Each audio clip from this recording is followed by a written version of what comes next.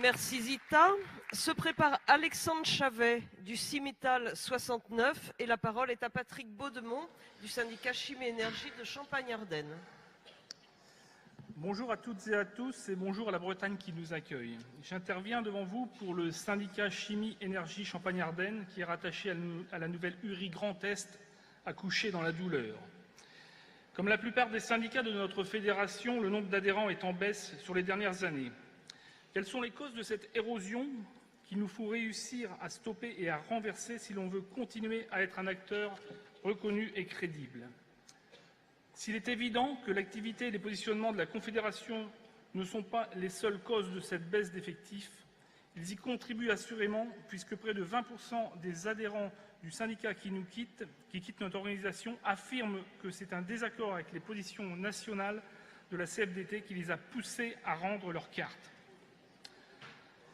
Après débat, le bureau de notre syndicat estime que le principal problème qui engendre cette perte d'adhérents est encore et toujours une communication mal maîtrisée lors des positionnements délicats de la CFDT.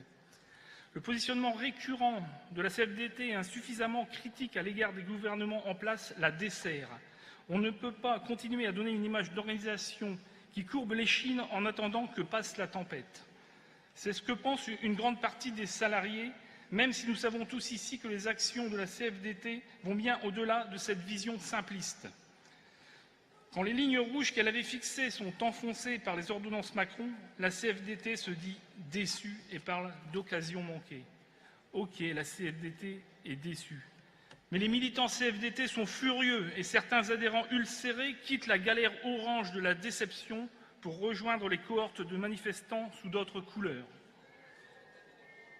Il ne s'agit pas, bien sûr, de demander à la CFDT de surfer comme d'autres sur la vague du mécontentement afin de fédérer l'ire populaire, mais elle doit être capable de valoriser davantage ses acquis et de mieux expliquer ses positionnements. La communication vers les militants s'est indéniablement améliorée avec la mise en place d'outils en ligne, mais qui manquent encore parfois de lisibilité et de simplicité. Cependant, il convient de diminuer le délai de mise à disposition de ces outils et argumentaires lorsque les positions CFDT sont communiquées aux médias.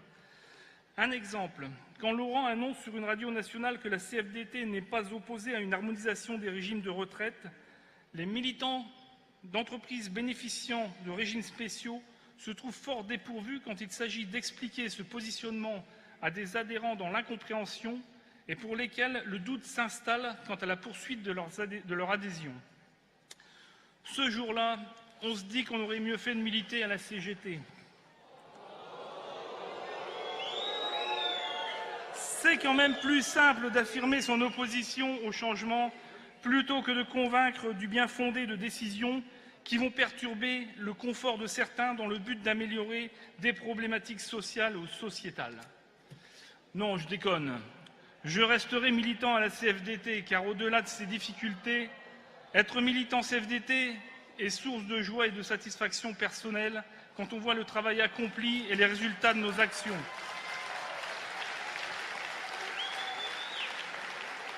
Les positionnements sociétaux de la CFDT sur la mixité, l'accueil des minorités, l'aide aux plus démunis nous rendent fiers d'appartenir à cette organisation. Porter des valeurs telles que la solidarité, le respect de l'autre, la démocratie, nous permet de poursuivre notre action de développement, même dans les périodes de doute, même dans les périodes où l'on n'est pas convaincu à la première lecture des décisions confédérales, même quand on se fait huer parce qu'on est déçu, mais qu'on n'est pas dans la rue. Il faut bien reconnaître que notre modèle de syndicalisme porte ses fruits. C'est probablement la raison principale pour laquelle la CFDT est aujourd'hui la première organisation dans le privé. N'en déplaise à certains, les acquis de ces dernières années ont été obtenus par la négociation et pas dans la rue par la manifestation. Ce n'est pas la rue qui a obtenu le compte personnel d'activité. Ce n'est pas la rue qui a obtenu le compte de prévention et de pénibilité, malheureusement sabordé par les ordonnances Macron. Ce n'est pas la rue qui a obtenu l'encadrement du temps du travail, les droits rechargeables des chômeurs, la généralisation de la complémentaire santé, l'amélioration de l'égalité professionnelle, et j'en oublie volontairement, je n'ai que 6 minutes. Non, ce n'est pas la rue, c'est le syndicalisme de progrès et de négociation porté par la CFDT qui a permis ces acquis et bien d'autres. Il faut le dire, il faut le répéter. En ce qui concerne l'égalité professionnelle, du chemin reste encore à parcourir, mais il nous semble que les actions de la CFDT portent leurs fruits. Preuve en est, de plus en plus d'adhérents sont des adhérentes, et l'on voit aujourd'hui davantage de militantes dans nos sections. La CFDT accompagne les femmes aiment la CFDT. Concernant le champ professionnel de notre syndicat, la transition énergétique est un sujet qui a occupé toute la durée de la mandature. On ne peut que se féliciter du positionnement de la CFDT, en particulier sur le mix énergétique et sur la part du nucléaire. La loi a fixé des échéances à court terme concernant la réduction à 50% de la part de l'énergie électronucléaire. Et la CFDT n'a eu de cesse d'affirmer que ces échéances étaient irréalistes et que la fermeture prématurée de centrales nucléaires serait dramatique pour leur bassin d'emploi.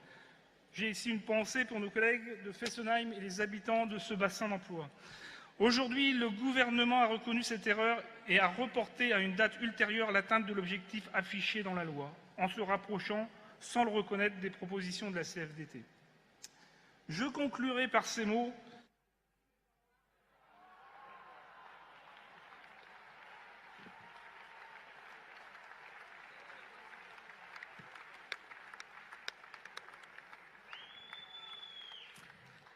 Merci Patrick.